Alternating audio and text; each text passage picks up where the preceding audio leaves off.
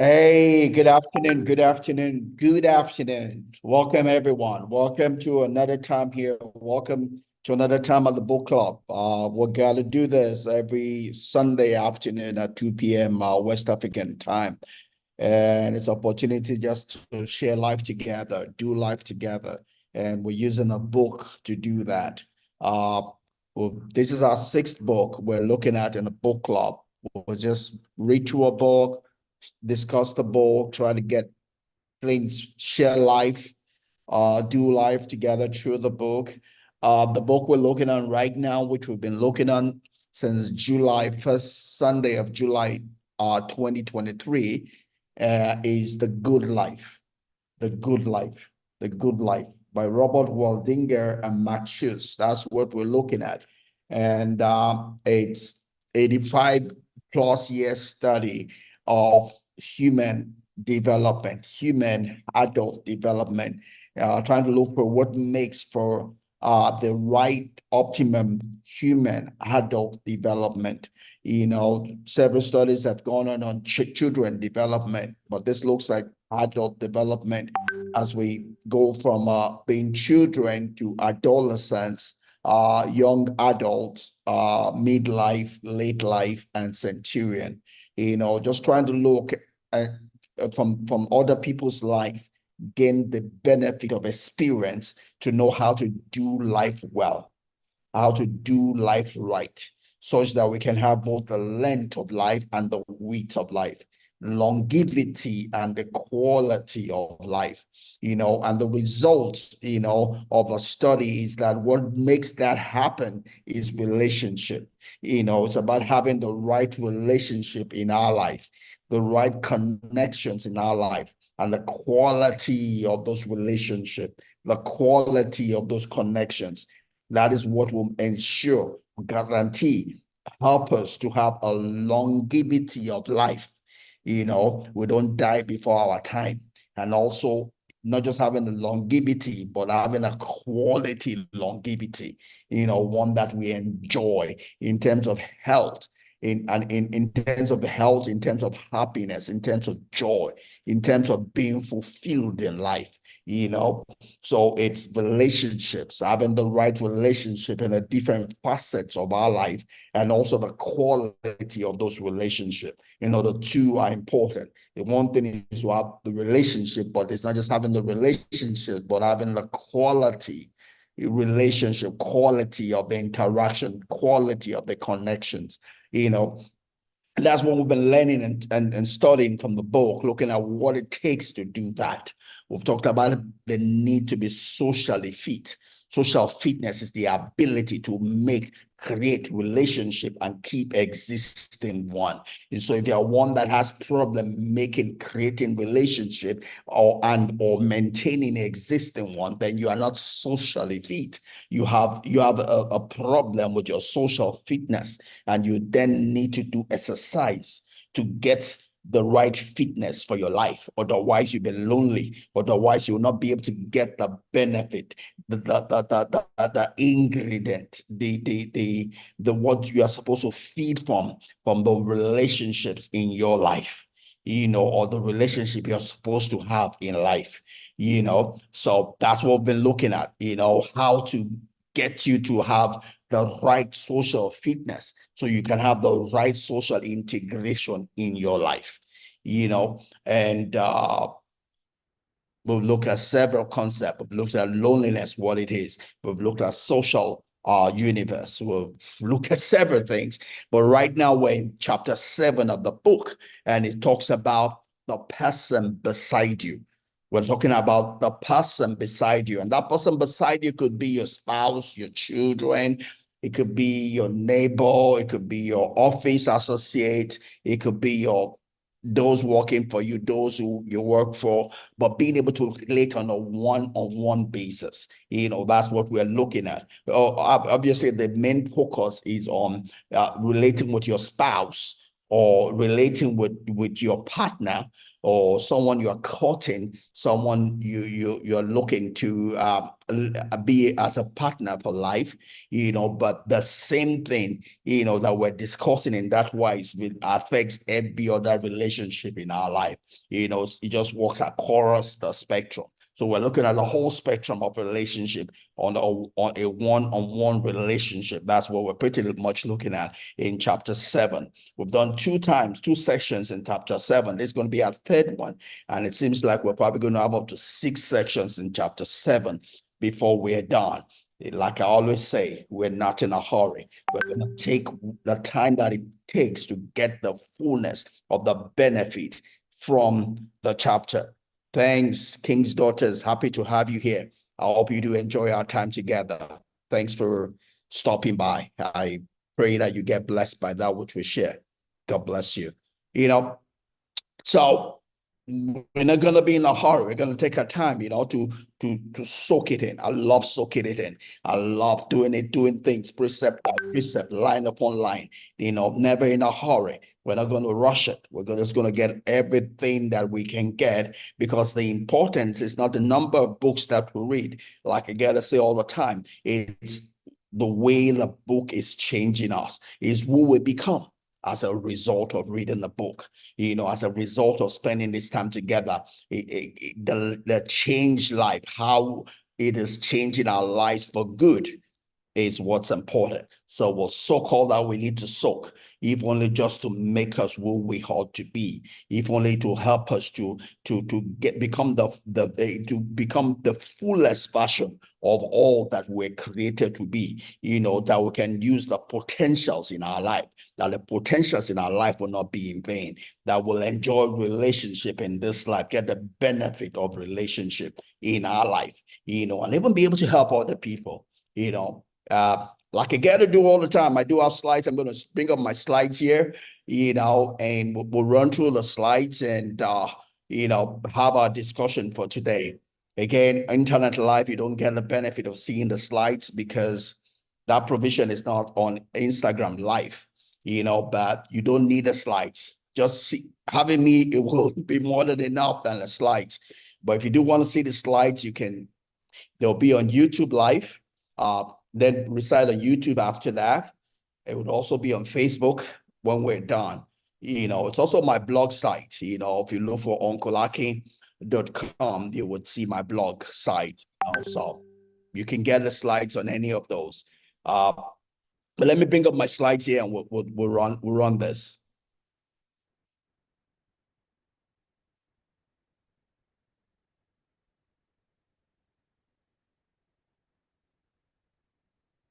All righty. So I have my slides here and you can see it on YouTube live. It's a good life. It's the book. It's written by 2 authors who used to lead the Harvard School Center for the study of human adult development, Robert Waldinger and Marc Schulz, and kind of run through our schedule. So today we're going to do our third time in chapter 7. Hopefully we'll do another 3 sessions or more to finish up chapter 7. Then we'll go on to chapter 8 sometime in March. It's part 3 of The Person Beside You. That's what we're doing today. And this is a quote we kind of used to run through the chapter, and it's just emphasizing the fact that, for us to truly live and have the fullest benefit of living, we need to be vulnerable. As children, we feel that maybe people are interfering, or one day I'm going to get saved from people interfering into my life. I'm going to get my own space. But there's no life in not being vulnerable. To get the fullness benefit of life, you have to be vulnerable. However, in being vulnerable also, there is a place for you to protect yourself. Like I get to say all the time, Stephen King would say, the road to hell is paved with the stone the road to hell is paved with a stone is paved with adverbs, right? Is made of adverbs. When you do things too much or too little, you to lead you to hell. You will not get the benefit of what you're doing, right? Balance is the essence of life. Balance is the essence of life. Too little, too much is not where life is. That's where the devil is. That's where the hell is. Heaven is in the balance, right? God Almighty does not dwell in the too little, too much. He's in the balance. He's a perfect God. He stays in the balance, right? So the devil is in the adverbs, too little, too much. God is in the balance. Life is found in the balance, right? So you need to be vulnerable, but vulnerability with sense, right? But we'll talk more about that. Let's go on. Let me welcome Toba. Toba made it in today. Toba, how are you doing? Hello, Toba, how are you? Can you hear me? Yes, happy Sunday. Happy Sunday to you. Bless your heart. Good to have you The here last today. 2 weeks I've been so busy. That's why. I know the feeling. The life of a pastor. Yes, I know. But good to Thank have you, you. sir. Yeah. Yes, sir. Good also to see you on LinkedIn. Okay. Thanks, sir. Yeah. Yeah. So we've pretty much been looking at chapter 7 of the book. The title of chapter 7 is The Person Beside You, and just talking about relationship, a one-on-one relationship, typical between your spouse, you and your spouse, or between you and any other person. So we're looking at the whole spectrum. I cannot call it the Valentine special that we're discussing here. I didn't plan it, but that's the way God has had it, that this is what we're sharing around this time. I got to talk about love February of every year. I got to talk about love on social media. So I guess God just orchestrated it, that that's what we're talking about in this season. So that's what we're on. Yeah. So it's our third reading into chapter 7, to be looking more again into love, what love is. That's what we'll be sharing today. All So right. All right. yeah, you're welcome. So, Thank you. look, yeah.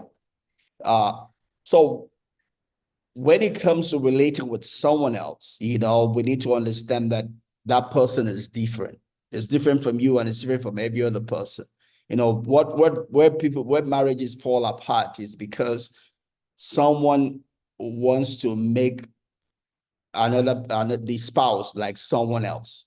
People have had other people in their life, and you marry someone and you want to make that person look like that person that you had in your life. It's not going to work. That's a sign for disaster. Women go into marriage and they want to make their husband like their father or some other boyfriend they've had in their past, and they're trying to force feed that man to be like that. It's a sure sign. It's sure way to have disaster in that relationship. Or the man wants the woman to be like the mother or some other woman he's had before in his life. When it comes to relationship, you must accept the person you are with as the person you are with, not as someone else. The way to have a good relationship with anybody at all, is to respect the person of the person you are relating with, right? And so yeah, so respect the person of the person you're relating with. Otherwise, you're going to have issues relating with that person, and that's where we use the word, being unassuming.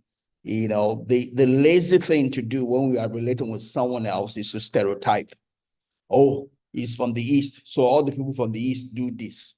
Oh, he's a woman, so every woman does this. Oh, he's a man, or he's from this tribe, this ethnic group. Oh, he's short, he's tall, so they are this. I mean, you're not going to have a good relationship with people when you stereotype, right? You need to find out about the person you're relating with and relate with the person that person is, not your stereotyped image, idol of who that person is supposed to be, right? The way to connect with somebody is to find out about that person and relate to that person as who he or she is, right? Whether it be in your love relationship with your spouse, whether it be at work, whether it be in church, or wherever it is that you find yourself, right? The way to have a great relationship, the way to connect with someone else is to find out about that person and relate with the person as the person is, not as you want that person to be, right? So, that is also has a parallel to every area of our life, right? In what whether you're going to a business, right? You don't stereotype. You don't do what they do in one business in another business, right? Yes, there are some transferable general principles, but when you come to that business, you must now find out how to relate those general principles to the reality of the business that you are in. You have to know about that business so that you can be able to then see how those principles apply.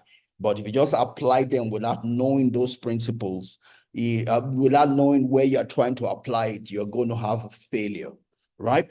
So there's a quote here, which is tied to a World War One German field marshal called Molik the Elder. He says, no plan of operation extends with certainty beyond the first encounter with the enemy's main strength.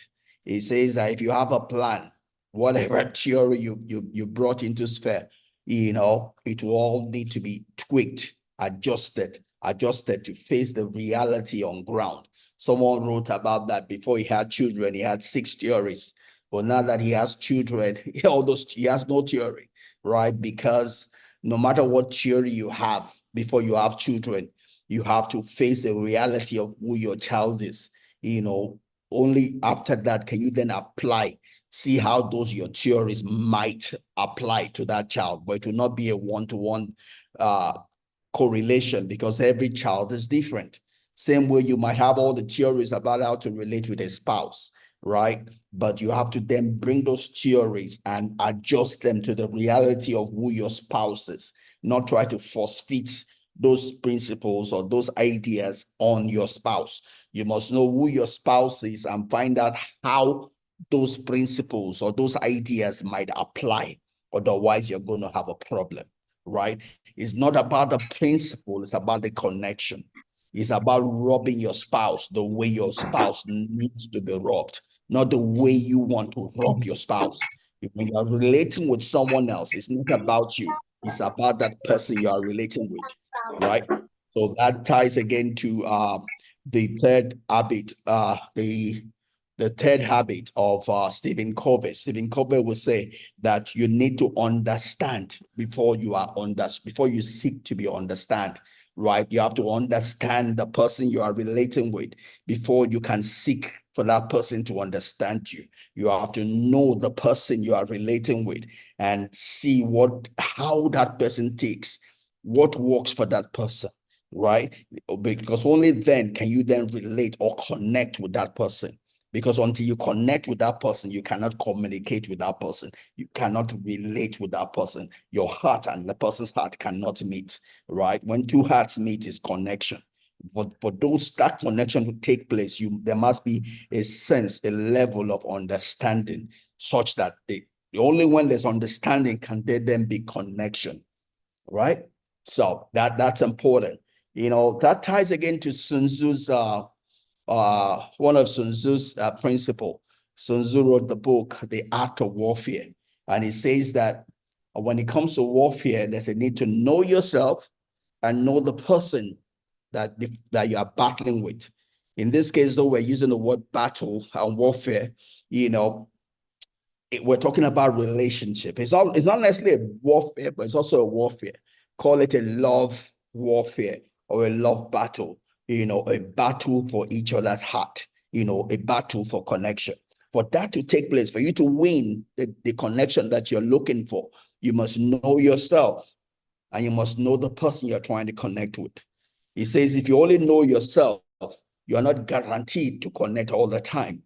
If you only know the other person, you are not guaranteed to connect all the time. But if you know yourself and you know the person, you are guaranteed for there to be a connection all the time. Because then you are able to then direct your effort, your advances in a way that suits the person you're trying to connect with, right? So that's pretty much what Sun Tzu says, so it's knowing yourself, right? Knowing the person you want to connect with, knowing yourself, knowing your spouse. If you don't know yourself and know your spouse, you are going to have relationship issues. You are not going to understand one another. You are always going to be clashing, right? But when you know yourself and you know your spouse and you respect the person that you know, right? Then it's easy for you to connect. It's easy for you to relate.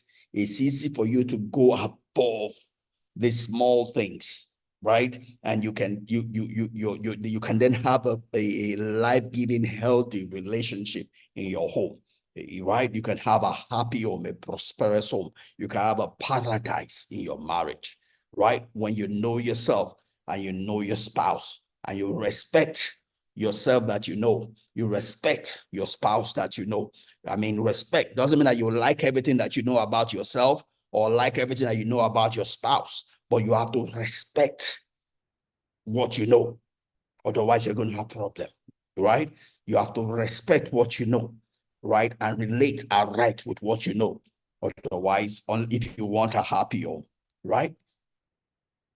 Relationship is not about changing the other person, right? And nobody even gave you the license to change the other person. The only person that you have the license to change is yourself, right? You can influence your spouse. You can influence the other person to change, but you are not the creator of that person, right? Marriage is not about changing your spouse, right? Marriage is about influencing your spouse, no doubt, but not changing your spouse, right? That change is a personal decision, not a decision meant for someone else. It's a personal decision. You can change yourself, but you have no right to change someone else. You can influence someone else, no doubt. You can share what you know with that person. But for you to have a good relationship with whosoever, you must respect who that person is, irrespective of who that person is, right? It's up to that person to change. You have to then give the person maybe the reason to change by being an example of what you want, right? But not force yourself on that person, right? Especially if it's your spouse.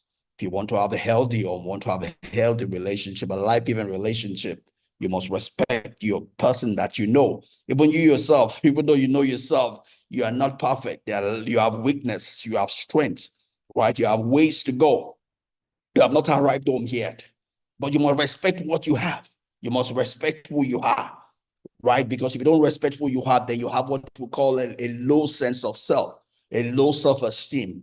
And if you have a low self-esteem, you cannot relate right. Whether relating with yourself or relating with someone else, you must respect who you are, even if you are not where you need to be or want to be. You must respect that this is where I am today. I'm a work in progress on the way to become all that I want to be. But this is my reality today. But that's not my final bus stop. I'm still moving. I'm still growing. I'm getting better. But if I don't respect where I am today, I cannot go that journey to become where I want to be. Where I am today is a foundation for my tomorrow.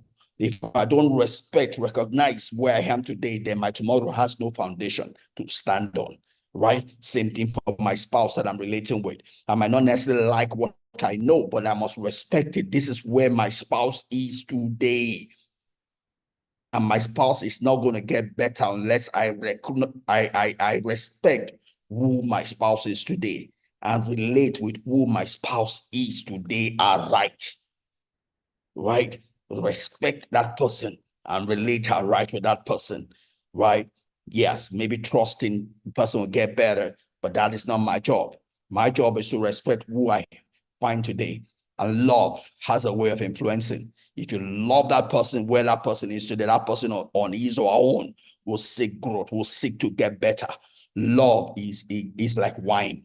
It intoxicates. It wants to get more from where it is coming from. When a person is loved, that person seeks growth. That person seeks improvement, right? When a person is despised, there's no energy to grow, to be better, right? So love on its own influences for growth, for betterment, right? So if you want your spouse to be better, it's not to despise who your spouse is. It's to love your spouse and respect your spouse for who your spouse is today, whatsoever that is.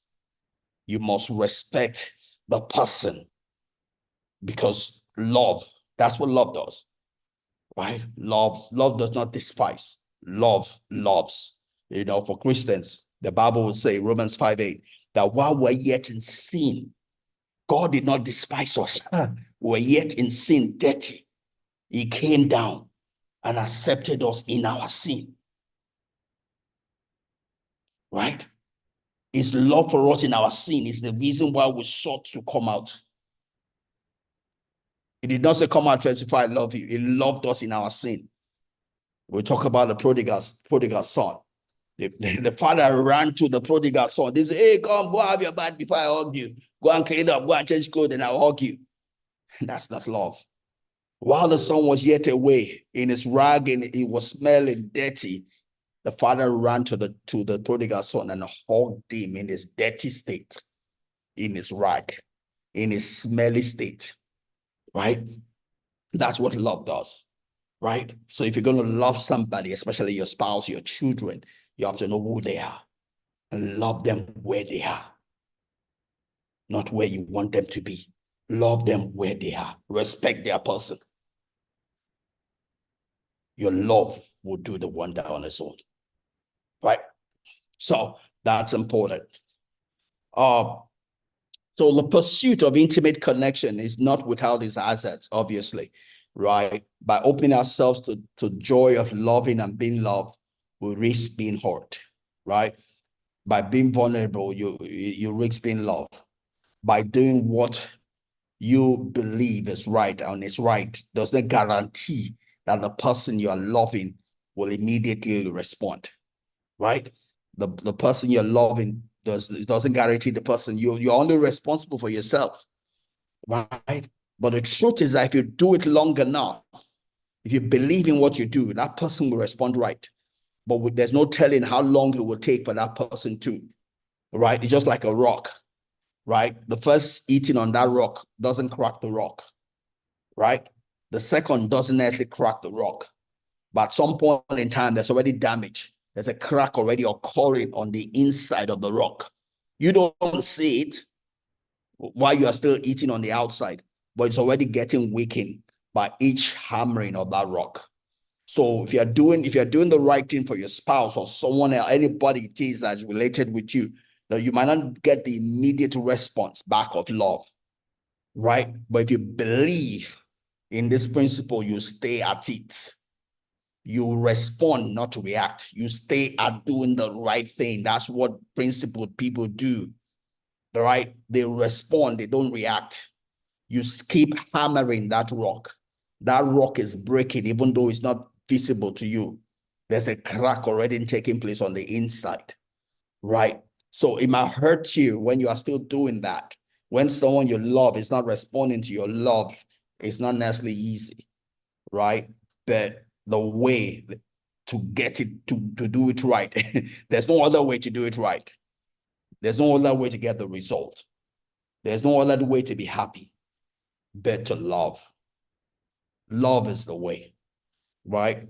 But yeah. But also love is not stupid. I guess that's where some people miss it and because some people do things that are not love, they think it's love, right? Love is, and we'll talk about that. I think I have that in the next slide here. Don't let me not jump. But love is love. Giving is not love. Giving is not necessarily love.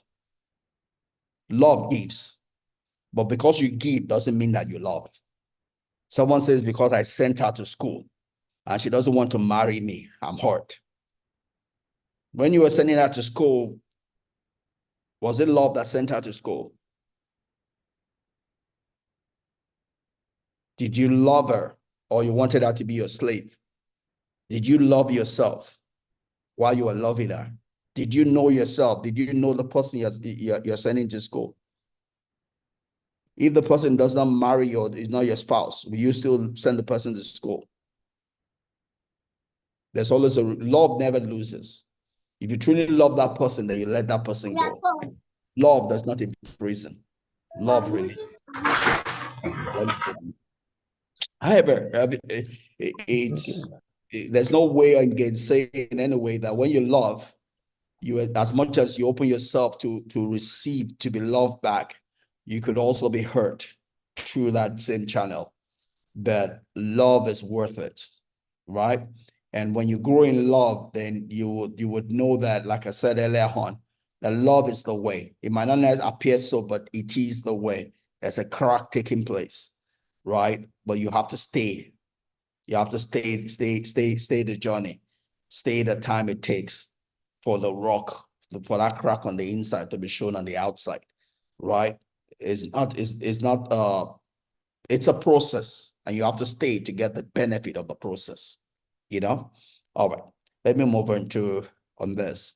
So, like I was trying to say, love takes the risk of being vulnerable, right? But love is not stupid. Love takes the risk of being vulnerable, but love is not stupid, right? Being vulnerable, like we said again, is a balance. It's not too vulnerable or less vulnerable. It's just vulnerable. Being vulnerable is not you doing it without your senses. Like I emphasized last week, you must have healthy and functional boundaries in your life. You must be a principled person even in your vulnerability. There must be things you don't do. There must be a limit to the things that you do, because you're a human being. You have strengths, you have weaknesses. You must have boundaries that protect your weakness, right? As much as you excel in your strength, you must have boundaries that protect your weakness. Loving is not stupid. Loving it still has the senses correctly. You do things rightly. You're not a prisoner of the love. You're not a prisoner to the emotions of love. You don't lose your head. As much as your heart loves, you carry your head along and make decisions that make sense.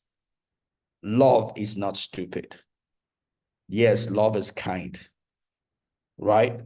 But love is not it's not pity.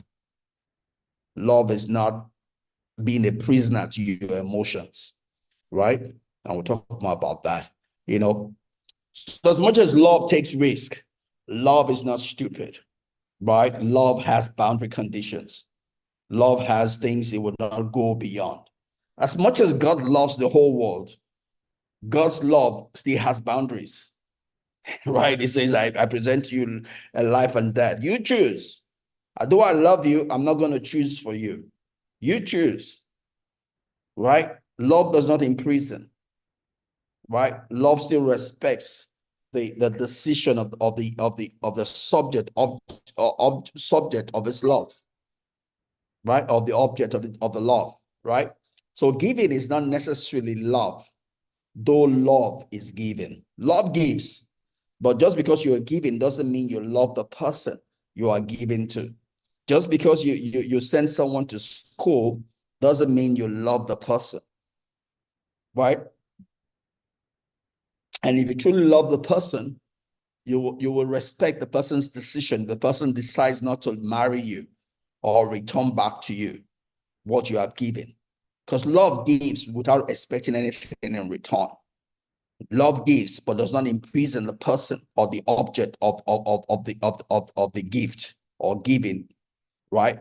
If you're expecting something back, that is not love. It's something else, but not love. Because when love gives, love gives.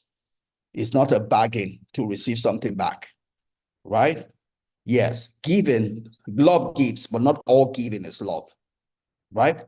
When love gives, love gives. It's not giving because of. Love gives, because love wants to make the object of the love to be better, wants to increase the value of the person that he loves. So love does not give to your spouse because of. That's not love. That's something else. That's witchcraft, right? That's witchcraft. If you are giving because of, That's witchcraft because you are giving to control the person. That's not love, right? So we need to differentiate love from witchcraft, right? So when I'm giving to my spouse, I'm not giving to my spouse because of, I'm giving to my spouse to make my spouse better. Whether my spouse returns my favor is up to my spouse. I'm not giving so that my spouse returns the favor. If I do that, that's witchcraft, not love. When love gives, is to increase the value of the object of the love, not because of what love wants to get back. That's not love. If he's doing it for the reason of getting back, that is witchcraft, not love. So giving is not necessarily love, even though love gives, right? That's important. The only true gift, Ralph Waldo Emerson puts it this way. It says the only true gift is a portion of yourself, right? When love gives from the heart. Love gives, the whatever love is given is a representation of who love is. That's why God gave us Jesus. He gave us himself. He did not just give us something that didn't matter to him. He gave us something that cost him something. That's why David said, I will not give to my God something that does not cost me anything, because then that would not be a portion of me. As Ralph Emerson would say, the only true gift is a portion of yourself. God gives. When he gives us a portion of himself. He's not just throwing it at us. He's giving us because he loves us, because he wants us to be better. He wants to increase us. That's what God does when he loves. So when you give also in love, you're giving your heart. What you are giving is representing a piece of your heart. You're not giving because of. You are just giving to bless. It's like, this is representing me that I'm giving to you, right? So love is giving of yourself. Love is making connection, right? Love is giving of yourself. Love is making connection. It's not throwing things across the fence, right? Some people misunderstand women. Like I gave an example the other day of a relation of mine who spent a lot of money trying to please the wife, and the wife didn't receive it because it was like the wife did not see a piece of him in the giving, even though the gift was expensive, right? It wasn't the gift she was looking for. She was looking for him, and she did not see him in the gift, so she didn't receive it, right? It's not about the gift. It's about the connection. Is your heart in the gift? Is your person in the gift? That is the love. But if you are giving because you want so from the other person, that's not love. That's witchcraft, right? And the other person can receive it, but does not see the love, does not see you in it. And both of you are playing games. The gift that connects is one that your person can be seen in the gift, right? Your person can be seen in the gift. So the way you give it is important. The way you pass it across is important, right? It's not the gift that induces love. It is you that induces love. Love is about connecting. Love is about giving a piece of yourself to someone else, right? So making connections is at the core of healthy relationship. Not gift, not giving. It's a connection, right? The gift is an emblem, a sign of the connection, right? So if you're going to increase the relationship with your spouse, right? It's a portion of you she's looking for. There's a portion of you he is looking for, right? It's not about what you gave. Oh, we had sex. But in that sex, did you give yourself? Were you there? Were you present? Oh, I gave you money. In that money, did you just throw it? Did you show that you're giving it to someone special to you? Did you give it to make her better, to make her work better, to make her tax better? or because you want her to respect you or and to be subservient to you. It's your heart she's looking for. It's your heart he's looking for, not the gift. So if the gift does not represent the connection, the attention, it might just be you throwing away your money or throwing away your gift. Kondova puts it this way: it says attention is the most basic form of love, right? So when I'm giving my gift and I want my gift to be a part of me, it must be one that my person is going with. I'm giving attention. I'm turned in the direction of that person, right? Right? I'm torn in the direction of that person. Yes, the gift is important, but there's something more than the gift. It's a piece of me that is in that gift, right? So Cordova posted is the attention is the most basic form of love. It's your heart, your person that brings about the connection that increases your relationship, increases the value of your relationship, right? Attention is the basic food and water of a living and breathing relationship, right? And attention is represented by time, right? It could be represented by gift in the way that gift is given, right? But the time is the value of your person that you're given to increase that relationship, right? Or more, thank you. Thanks for stopping by. Welcome.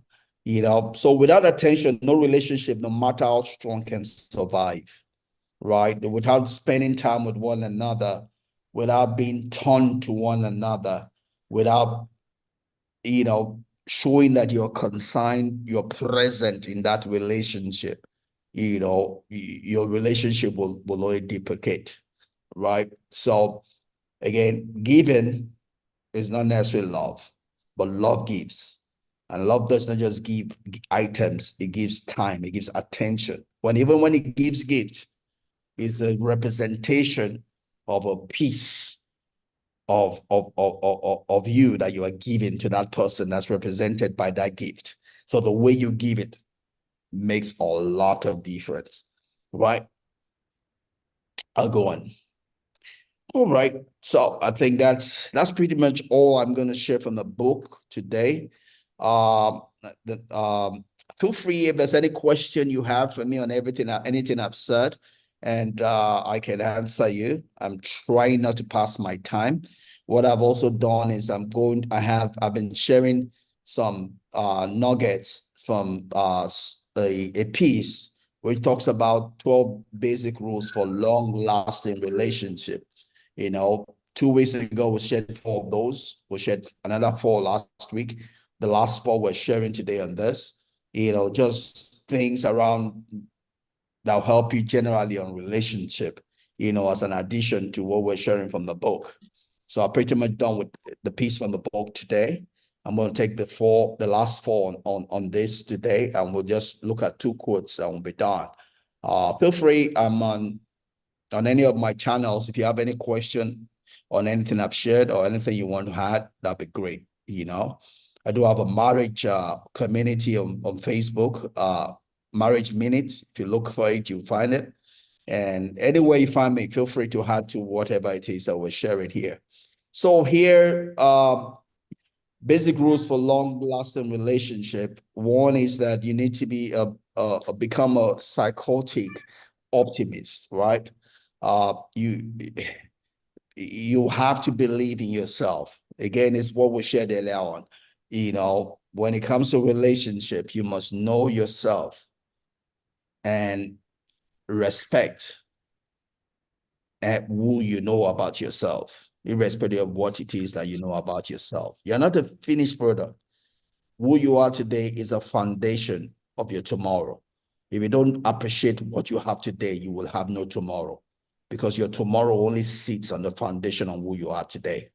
So you must know yourself, respect yourself, and believe that you can get better, right? You must have the same your spouse or whoever it is that you're relating with also. right? And because those vibes are important. You can't hide it. If you don't respect the person of your spouse, she will say it. She will say it. It's a vibe, right? It's a vibe that flows, right? And your mind is a transmission station.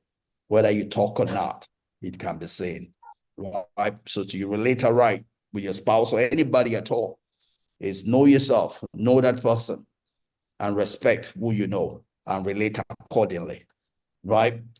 And believe, be an optimist, right? That things will get better and you're worthy of love, right? That's important. Number 10 years is understand your own needs, right? So that's still part of knowing yourself, right? Uh, know yourself, know your strengths, your weaknesses, and let that guide you, right? Know the other person also, strength and weaknesses, then relate her, right? Know where your boundaries are, right? And help one another to grow. That's important, right? Uh, Here it says, know the difference between fooling around and building a real relationship. So if you're here yet to marry, you know, you need to decide what you want to do. Do you just want to fool around, or do you want to settle down? Do you just want to have body counts, or you're looking for somebody that will treasure you? You know, you got to make that decision, and that decision will inform the kind of boundary conditions you set in your life. Only mad people don't have boundaries. Every sound, sound mind person who has control of their mind has healthy and functional boundaries in their life. And those boundaries are detected by your vision, your aspiration. So you need to make a decision. Do you want to just be having body counts, or do you want to settle down and have a home of your own and set your boundaries accordingly to support? That's it. And lastly, here it says, stop pining for someone who isn't available. You know, if whoever it is you're chasing for is not available, move on. Right? Well, from one person that's not available is for one that's already married. Or maybe the person's engaged, but don't waste your life waiting for someone that's not available. You know, no one person that you must marry. There's no one person that you must marry. Marriage is not made in heaven. It's made and consummated here on earth. Heaven could not be bothered about your marriage. There's no marriage in heaven. There's no marriage in heaven. And heaven could not really be bothered about your marriage. Marriage is a decision you make. And it doesn't have to be one particular person. There are probably several options for you out there. It's a matter of two agreeing to work together. So if someone is not available, don't waste your life waiting on that person. Move on.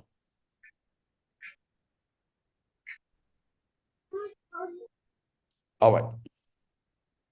That might be controversial. So I'll wait for the questions on that. All right. So love takes off the mask that we fear we cannot live without and know we cannot live within. You know, when you truly love, you know, you stop hiding, you stop being something you're not. You know, you come to the light.